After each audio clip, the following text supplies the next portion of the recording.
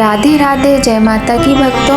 आप सभी का स्वागत करती हूँ स्पिरिचुअल ज्ञान साधना में और आप सभी से अनुरोध करती हूँ कि स्पिरिचुअल ज्ञान साधना को सब्सक्राइब कर लीजिए और बेल आइकन को प्रेस कर दीजिए ताकि आपको नई नई वीडियोस का नोटिफिकेशन मिल। 12 नवंबर को देवउठनी एकादशी मनाई जाएगी।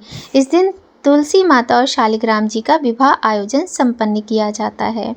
इसके अतिरिक्त जो लोग एकादशी के दिन विवाह नहीं करते हैं वो लोग तुलसी माता और शालिग्राम भगवान का विवाह का जो आयोजन है कार्तिक पूर्णिमा के दिन भी करते हैं।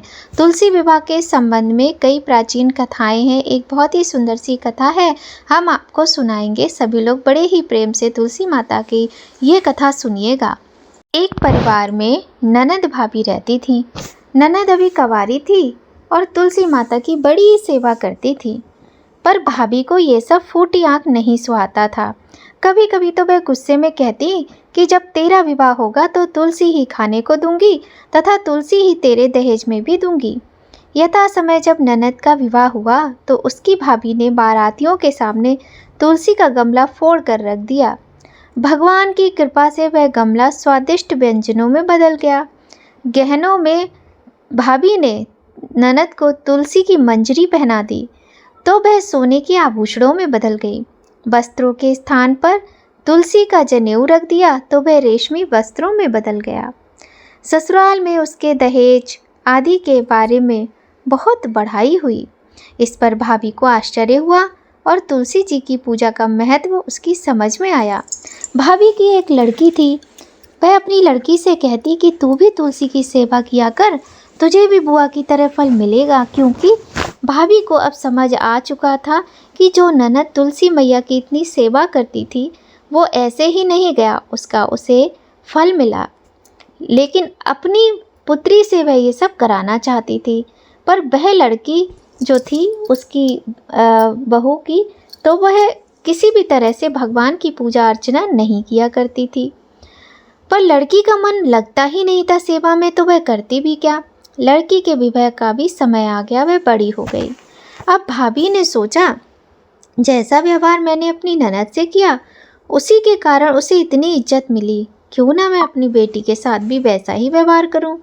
मन में तरह तरह के विचार आते रहे और वह यही सोचती रही और विवाह का दिन भी आ गया। उसने तुलसी का गमला फिर से अपनी बेटी के बारातियों के आगे फोड़ दिया, परंतु इस बार तुलसी के गमले की मिट्टी मिट्टी ही रही, वह बदली ही नहीं। मंजरी व पत्ते भी अपने पूर्व रूप में ही रहे, जनेऊ जनेऊ ही रहा। सभी बाराती भाभी की बुराई करने लगे। ससुराल में सभी लड़की की बुराई कर रहे थे। भाभी ननद को कभी घर नहीं बुलाती थी और अपनी बेटी का विवाह करके उसे विदा कर दिया। लड़की ससुराल में जाके दुखी रहने लगी। सभी ने उस पर बहुत अधिक आरोप लगाए और उसकी बुराई की। इधर जो भाभी थी वह इन सब बातों से अनजान थी। अब उसे इस बात का जब पता चला तो उसे मन में सवाल उठने लगे कि ऐसा कैसे हो गया मेरी बेटी के साथ। अब जो भाई था उसने सोचा कि मेरी पत्नी तो कभी मेरी बहन को बुलाती नहीं है, तो चलो मैं ही उससे मिलकर आ जाता हूँ। उसने अपनी इच्छा अपनी पत्नी को बताई और वह कुछ उपहार लेने के लिए उससे पैसे भी मांगने लगा। भाभी ने थैले में ज्वार भरकर कहा, और तो कुछ है नहीं, यही ले जाओ। वह दुखी मन से चल दिया। भला बहन के घर कोई ज्वार लेकर जाता है।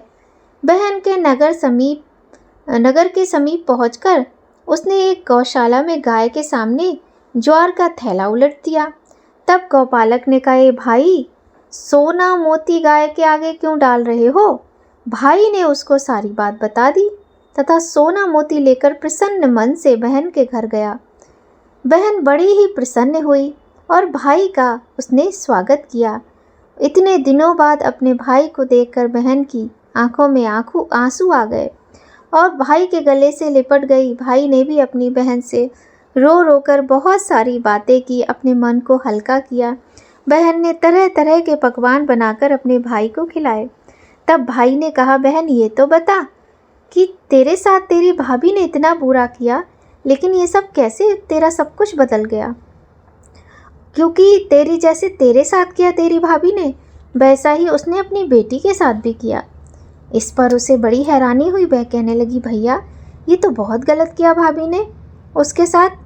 तो वह कहने लगा, हाँ आप क्या कर सकते हैं, अब उसने तो किया है, जैसा उसने किया है वैसा ही वो भरेगी, अब कुछ नहीं कर सकते इसमें, लेकिन तू बता। तब बहन ने सारी बात अपने भाई को बताई कि किस तरह से भगवान नारायण की पूजा और तुलसी मैया की सेवा करने से उसके दिन इतने अच्छे हुए। तो हे तुलसी मैया, जैसे आपने उस बहन पर कृपा की, ऐसे ही इस कहानी सुनने वालों पर, कहानी कहने वालों पर और हुंकारा भरने वालों पर भी कृपा करना, सभी के कष्ट और दुख दूर करना, सभी के घर भंडार रत्न से, अन्न से, सुख से, समृद्धि से भर देना। बोलिए तुलसी माता की जय। भक्तों, आपको ये कथा कैसी लगी कमेंट करके ज़रूर बताइएगा। चैनल पर यदि पहली बार आए हैं तो सब्सक्राइब कर लीजिए और बेल आइकन को प्रेस कर दीजिए। मिलते हैं आपसे बहुत जल्द नई वीडियो में, नई कहानी, नई जानकारी के साथ। जय माता की भक्तों, राधे राधे।